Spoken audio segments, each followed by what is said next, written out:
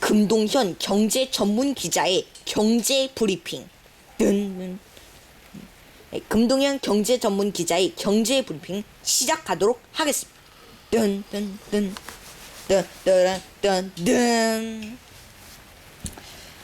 네, 경제 브리핑 시작하도록 하겠습니다. 자, 오늘도 댓글 받고 있습니다. 댓글은 8790 댓글은 8790으로 보내주면 되겠습니다. 왜냐하면 이 KBS 제3 라디오가 제 87.9MHz이기 때문에 8790으로 댓글 보내주면 되겠습니다. 긴 문자, 짧은 문자 50원, 긴 문자 100원의 유료 문자 듭니다. 그럼 본격적으로 본격적으로 경제 브리핑 시작하도록 하겠습니다. 네. 자동차 부품 회사로 LG전자가 변해가고 있답니다. 강동철 기자가 보도합니다.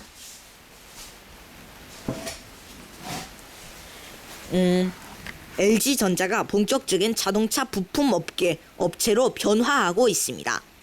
2013년 자동차 부품 사업본부를 인천 송도에 세우고 차량용 내장재, 내비게이션, 전기차용 배터리 팩 등을 생산하는 데 이어 최근에는 자동차 부품 디자인을 총괄하는 VC 디자인 연구소를 서울 서초 R&D 캠퍼스에 설립한 것으로 24일 확인됐습니다. 초대 연구소장으로는 일본 자동차 업체인 닛산의 고급차 브랜드인 인피티니의 디자이너로 근무하다 지난달 LG전자에 합류한 최상원 상무가 선임됐습니다. 업계에 따르면 VC 디자인 연구소는 현재 30여 명의 디자이너들로 구성됐고 향후 인력을 더 충원할 계획입니다.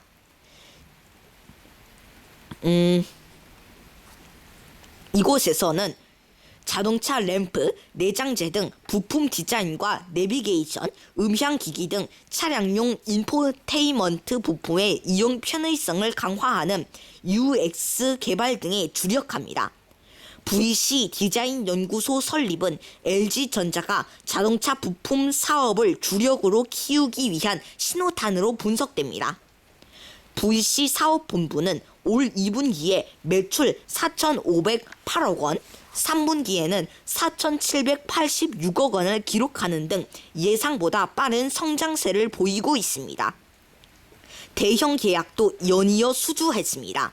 작년 12월 독일의 고급차인 메르세데스 벤츠와 손잡고 무인 자동차 핵심 부품인 스테레오 카메라를 공동 개발하는 계약을 맺은 데 이어 올 1월에는 구글이 개발 중인 무인차에도 배터리 팩을 공급하기로 했습니다.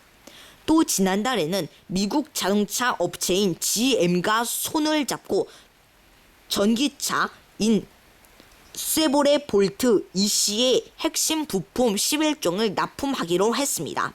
작년에 매출 1조 원을 돌파했고 올해는 최소 50% 이상 성장이 가능할 것으로 보입니다. KBS 뉴스 강동철입니다. 네, 이렇게 LG전자가 변화하고 있는데 과연 LG전자는 자동차를 개발하는 것에 성공할까요?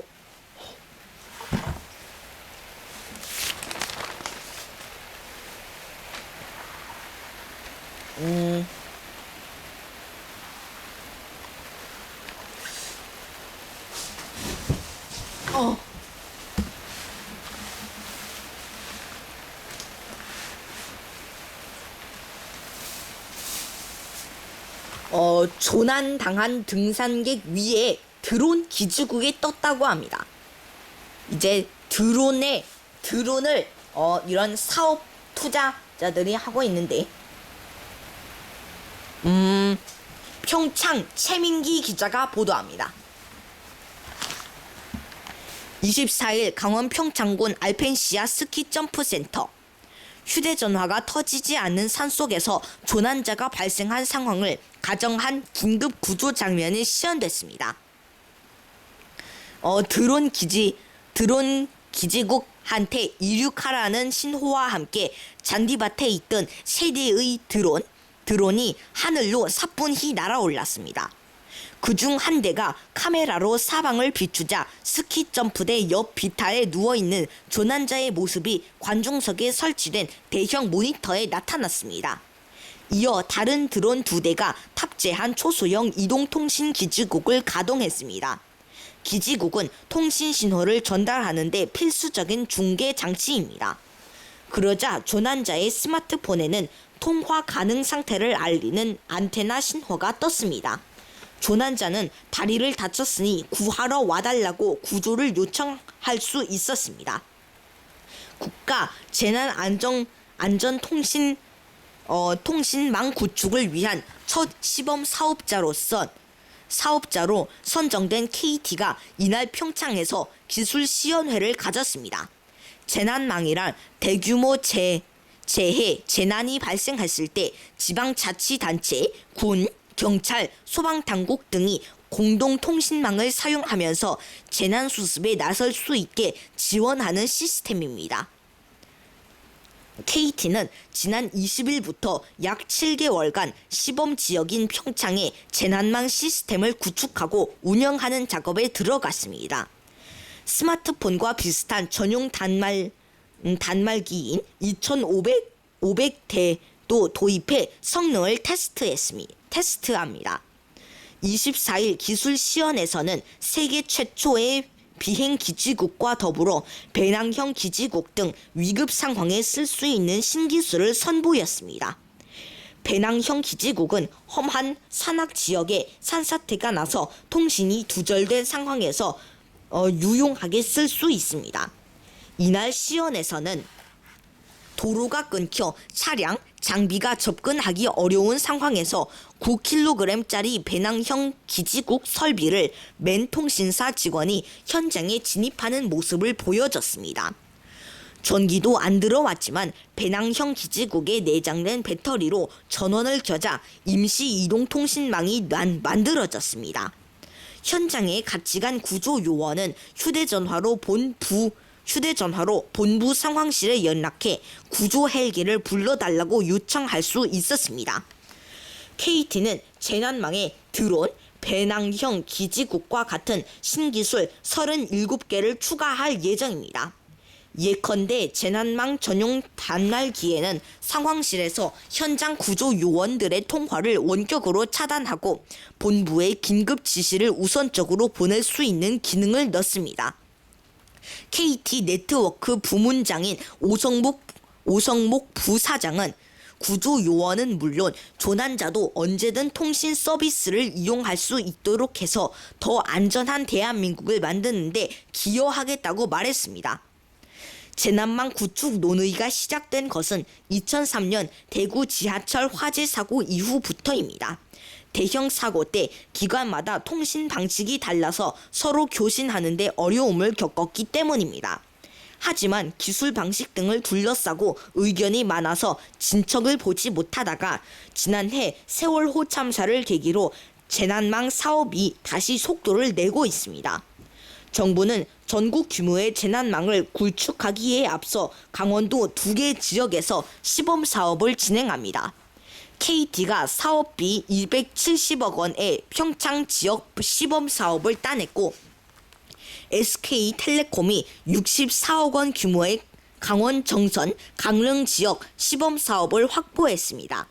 LG유플러스는 정선, 강릉 시범 사업에 입찰했으나 탈락했습니다.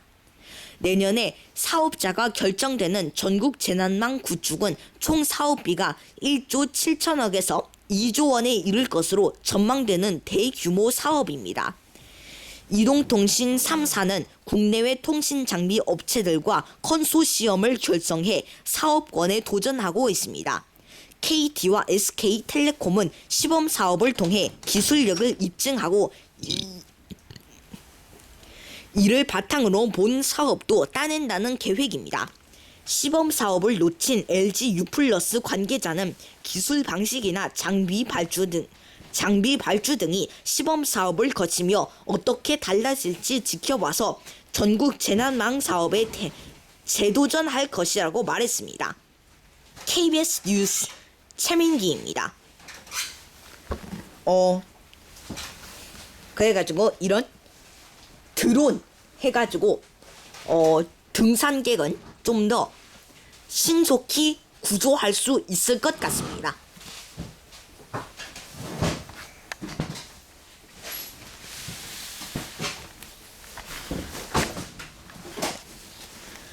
골드만삭스는 내년 미 금리 인상 폭으로 1.0 골드만삭스는 내년 미국이 금리를 인상해가지고 인상폭이 1.0%포인트에 달할 것이라고 발표하였습니다. 안준용 기자가 보도합니다. 미국 금리 인상 속도가 시장의 예상보다 빨라질 수 있다는 보고서가 나왔습니다. 시장에선 대개 미국이 12월 금리를 올린 뒤 1년 내에 0.5%포인트 정도 올리는 수준으로 완만하게 금리를 올릴 것으로 예측해왔습니다. 골드만삭스는 24일 미국 시각 내년 기준금리 인상폭이 1.0%포인트에 달할 것이라는 보고서를 냈습니다. 미국 연방준비제도인 연준이 다음 달 폼 회의에서 금리 인상을 결정한 뒤 내년까지 총 4차례에 걸쳐 0.25%포인트씩 금리를 올릴 것이라는 얘기입니다. 골드만삭스는 그 이후로 빠른 경기 회복 속도를 꼽았습니다. 보고서는 미국 경제는 분기당 한 차례씩 금리를 인상해도 될 정도로 충분히 빠르게 성장할 것이고 내년이면 고용, 소비, 건설 실적도 좋을 것이라며 금리 인상 속도가 시장 예상인 0.5%포인트보다 빨라질 수 있다고 내다봤습니다. 다만 대출 금리가 올라 주택 시장 회복을 방해하고 자동차 판매 등을 위축시키면 금리 인상에 장애물이 될 수도 있다고 덧붙였습니다. KBS 뉴스 안준용입니다. 네, 이런 미국이 금리 인상을 해가지고 모든 세계의 모든 것이 달라질 것 같습니다. 네, 롯데그룹 신동빈 회장이 베트남 부총리와 만나 에코스마트시티 협의를 했습니다. 최성진 기자가 보도합니다. 신동빈 롯데그룹 회장이 23일 베트남 하노이에서 호황중 하이 베트남 부총리를 만나 롯데가 추진 중인 에코스마트시티 사업에 대한 지원을 요청하고 협력 방안을 논의했습니다. 에코스마트시티는 롯데그룹이 2021년까지 호치민시 루티엠 지구의 10만 제곱미터 부지에 2조 원을 투입해 백화점, 쇼핑몰 등 상업시설과 호텔, 오피스, 주거시설 등을 건설하는데 규모 복합단지 개발 사업입니다. 신 회장은 이날 적극적인 투자와 사회공헌 활동을 통해 베트남에 진출한 해외 기업 중 대표적인 성공 사례가 되도록 노력하겠다고 말했습니다. KBS 뉴스 최성진입니다. 네, 이런 한 회사의 회장이 이렇게 유명해지는 것이 신기한 것 같습니다.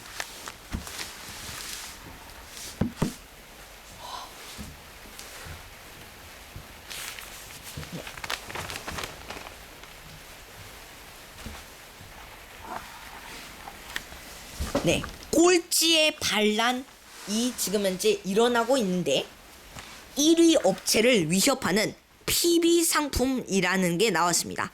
PB상품이란 대형마트 자체 브랜드 상품이라는 것인데요. 좀 더 자세히 알아보기 위해 류정 기자가 보도합니다.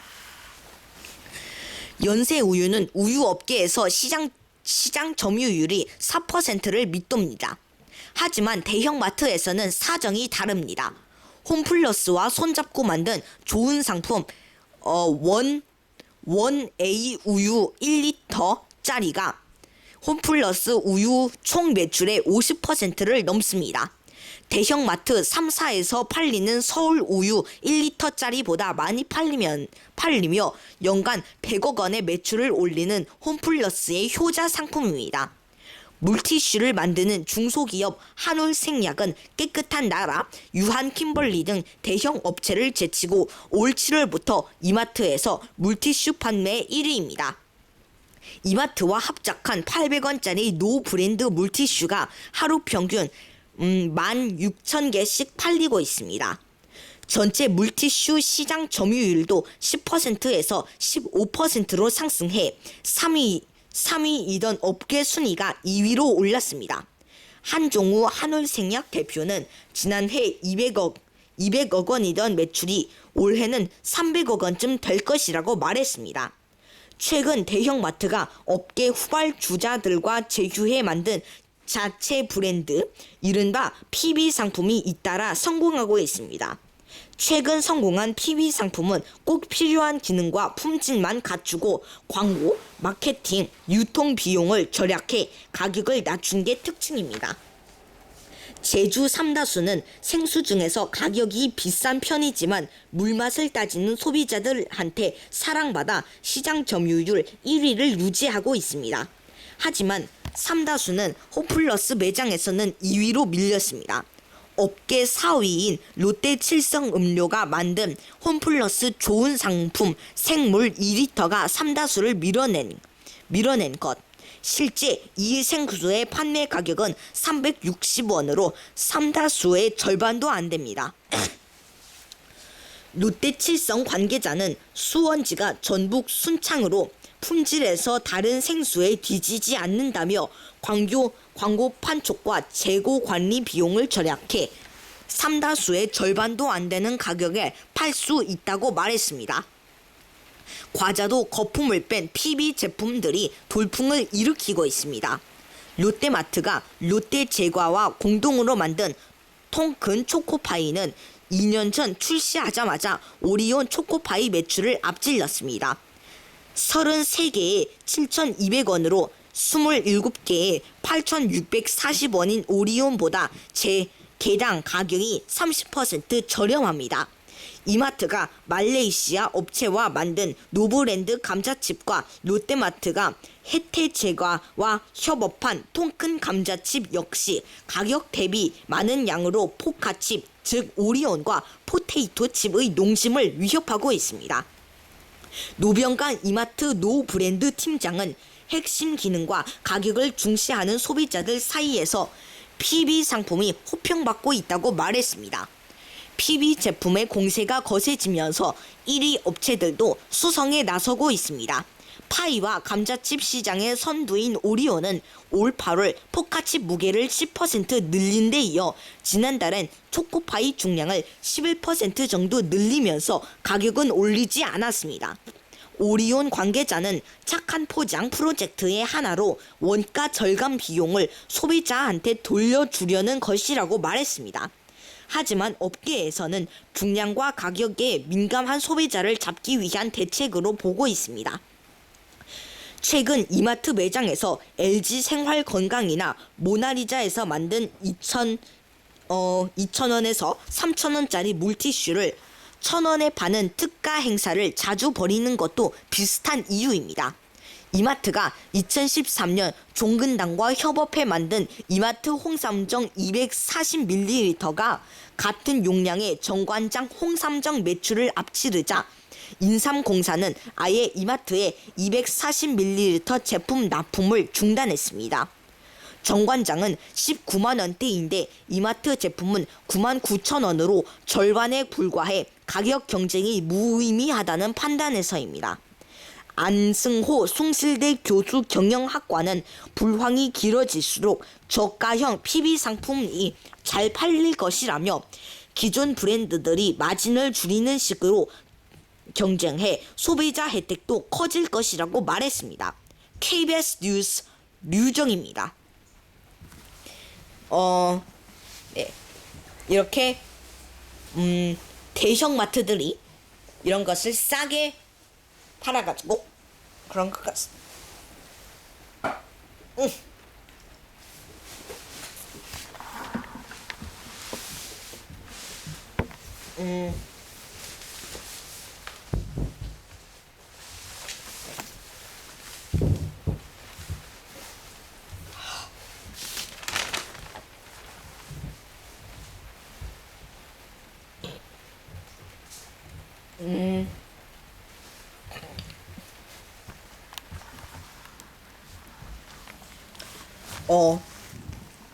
한반도의 13배를 차지하고 있는 북호주에서 차이나머니가 몰려온다고 합니다.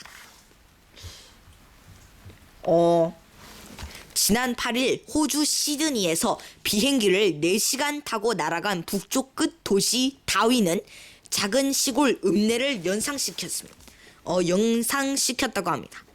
낮은 건물들이 어깨를 맞대고 서 있는 중심가에는 뜨거운 떼약볕 아래 검은 피부의 원주민들이 샌들도 없이 맨발로 느릿느릿 걸어다니고 있었습니다.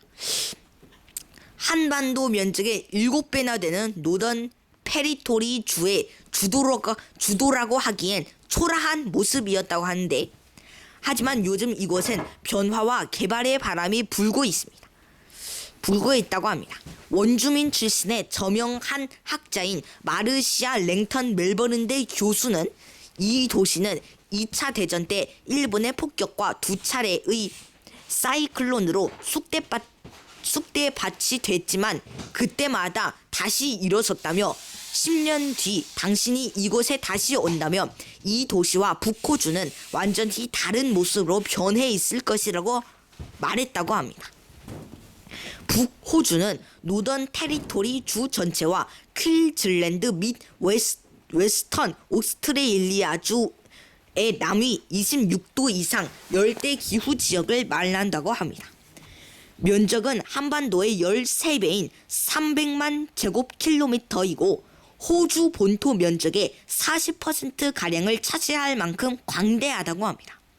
인도네시아와 지척에 있는 이 지역을 호주 사람들은 지구의 배꼽이라고 부릅니다.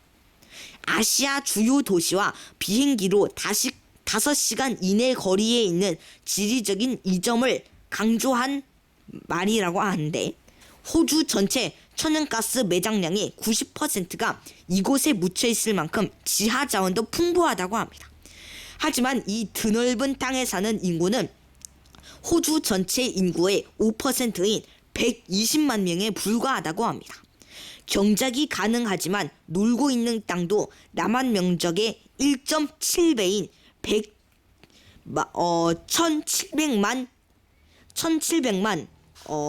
1700만 헥타르에 이른다고 합니다. 헬기를 타고 둘러본 노던 테리토리 지역은 작은 도시를 벗어나자마자 사람의 손이 닿지 않은 수풀지대와 황량한 초원이 끝없이 펼쳐져 있다고 합니다. 고층 빌딩이 우뚝 솟은 동부 해안과 달리 북호주가 그동안 방치되다시피 한 이유는 여러 가지가 있다고 합니다.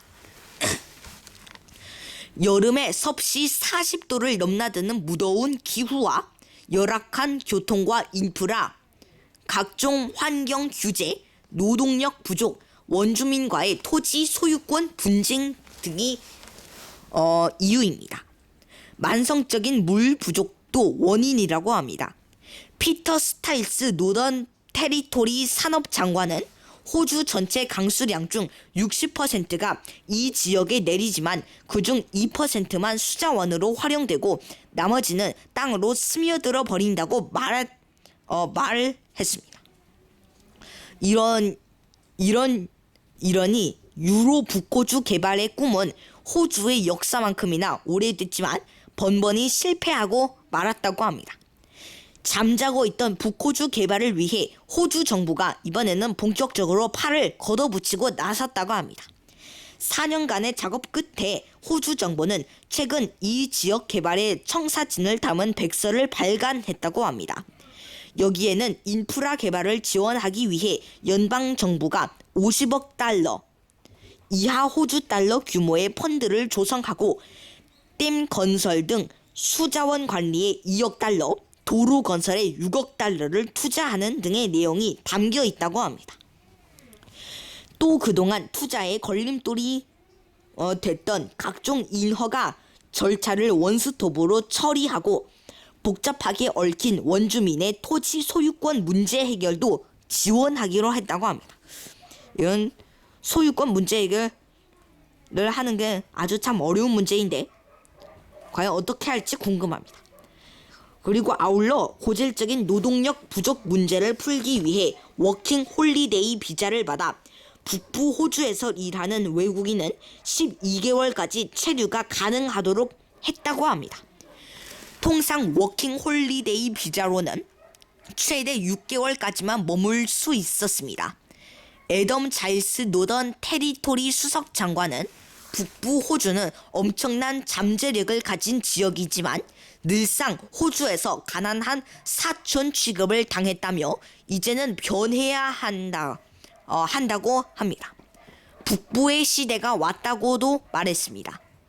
이 지역에 대한 관심을 일으키기 위해 호주 정부는 지난 8에서 10일 다윈시에서 북호주 투자 포럼을 개최했다고 합니다.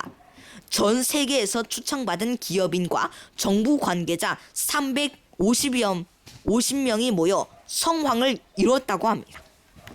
앤드 형아, 이건 무슨 렌즈야? 렌즈 난데? 뭐? 아까 그거 뭐? 한 렌즈 같지? 어? 렌즈나 어? 렌즈나 이거야? 아니 이거 아니야. 고구마야? 응. 나 고구마 먹을래. 나 고구마 좋아. 응.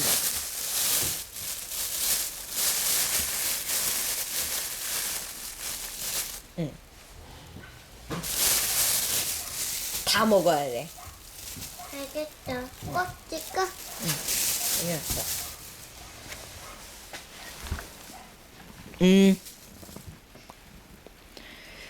성황을 이뤘다고 합니다. 앤드루 롭 호주 연방정부 무역투자장관은 북호주를 아시아의 식량 공급 기지이자 자원 수출 기지, 관광 중심지로 만들겠다고 말했다고 합니다. 가장 발빠르게 북호주로 달려가는 나라는 중국이라고 합니다. 중국 랜드브리지 그룹은 최근 5억 달러를 투자해 북호주의 대표적 물류 기지인 다윈항을 99년간 임차하는 계약을 따내 화제를 일으켰다고 합니다. 이 항구는 연간 61만 이 항구는 연간 61만 마리의 소를 수출하는 세계 최대 나 이제 안 꺼져. 소수출항이자 철광석과 망간, 아연 등 지하 자원을 아시아 각국으로 내보내는 수출 기지라고 합니다. 게다가 남태평양과 인도양을 잇는 전략적 요충지여서 미국 정부가 이 거래에 민감한 반응을 보이기도 했다고 합니다. 다른 중국 기업들도 낙농업체와 목장 등을 인수하는 협상을 진행 중인 것으로 알려졌다고 합니다. 이번 투자 포럼에서도 주최 측은 중국인 투자자들을 위해 외국어 중 유일하게 중국어 통역을 제공하며 적극적인 구애에 나섰다고 합니다.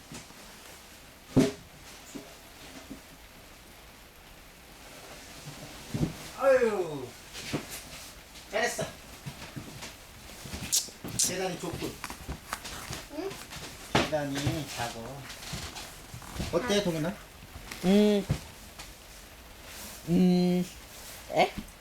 저거는 좀 더 나이가 어린 사람이 타야지 알맞을 것 같아. 맞아. 난 어른데? 어? 나 어른데? 왜 어른이 되려면 한 몇십 년은 걸려야지. 어른 되면 너무 깨닫았잖아. 깨닫으면 어떡해. 저거 동현아, 계획표기 소리 어때? 많이 나. 많이 나? 응. 그래? 응. 고구마가 맛있었나? 응. 맛이 없다? 응. 주한 호주 대사관 무역 대표부 브렛 쿠퍼 참사관은 선진국이면서도 미개 척지인 북호주는 선점하는 자가 이득을 보는 시장이라며 중국에 비해 한국 투자자의 관심이 적어 아쉽다고 말했다고도 했습니다. 네, 이런 북호주도 이런 우리 대한민국과 같이 북한 그런 게 있어가지고 이런 게 통일이 돼서 이런 것을 복원하는데 많은 시간이 걸릴 것으로 보고 있습니다.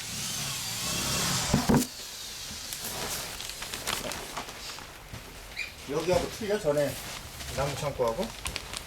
문이 없어. 지금 문이 없거든. 문이 없어. 네가 막았네? 막았어.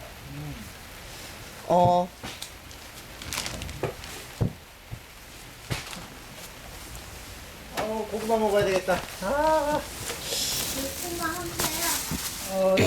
하나밖에 없구나. 네, 그렇다면 지금 현재 주식시장 알아보도록 하겠습니다.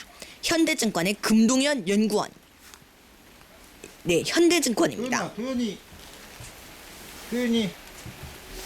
무슨 도현이야? 이름, 성, 이름 무슨 도현? 뭐. 앞에 글자가 뭐야? 앞에? 이따가 엄마 만나서 다니고 찍었어. 네, 오늘 코스피 지수가 2000선을 넘어서 계속 상승하고 있습니다. 오늘 코스피 지수는 12.59포인트 상승한 2016.29를, 코스닥은 0.43포인트 하락한 687.86을 기록했습니다. 오늘 원달러 환율은 4.7포인트 하락한 1153.80을, 3년 만기 국고채 금리는 0.006 무슨 도현이야? 방도현? 아니. 도현?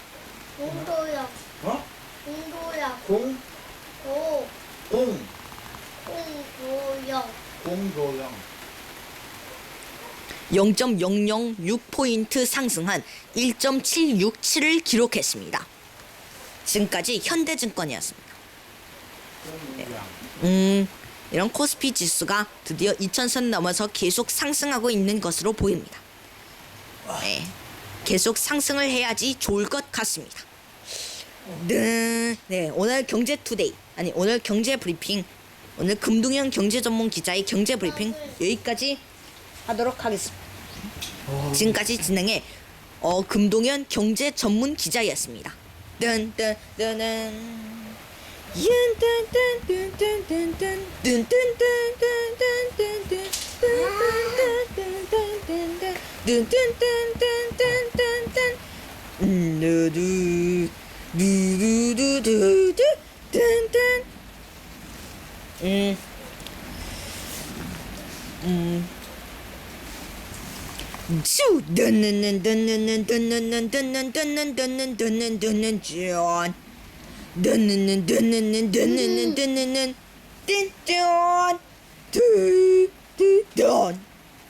인돈. KBS 제3라디오. KBS 제3라디오가 잠시 후 5시를 알려줍니다. AM 999kHz, FM 87.9MHz, KBS 제3라디오입니다. LHKA. 뚜, 뚜, 뚜.